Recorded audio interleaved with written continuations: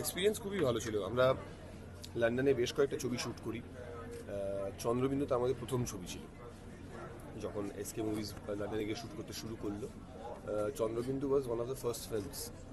তো ইনিশিয়ালি আমাদের তো প্রচণ্ড এক্সাইটমেন্ট ছিল যে লন্ডনে গিয়ে শ্যুট করছি। আমার জীবনের প্রথম ছবি যেটা আমি বিদেশে গিয়ে লন্ডনে গিয়ে শ্যুট করলাম, তো সেটার একটা এক্সাইটমেন্ট তো ডেফিনেটলি ছিল। হ্যাঁ, কিন্তু তারপর যেটা হলো যে পুরোটাই গ্রেভিয়ার্ডের মধ্যে শ্যুট করেছি আমরা।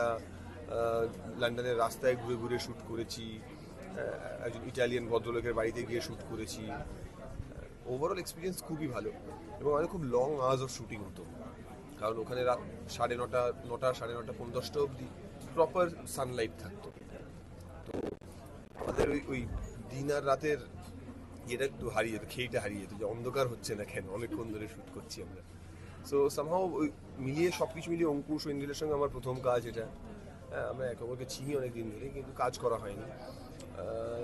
ওভারঅল এক্সপিরিয়েন্স খুবই ভালো। রাজাদার সঙ্গে আমি আগে কাজ করেছি অবশ্য, বাট ছবিতেও রাজার সঙ্গে প্রথম কাজ এটা আমার।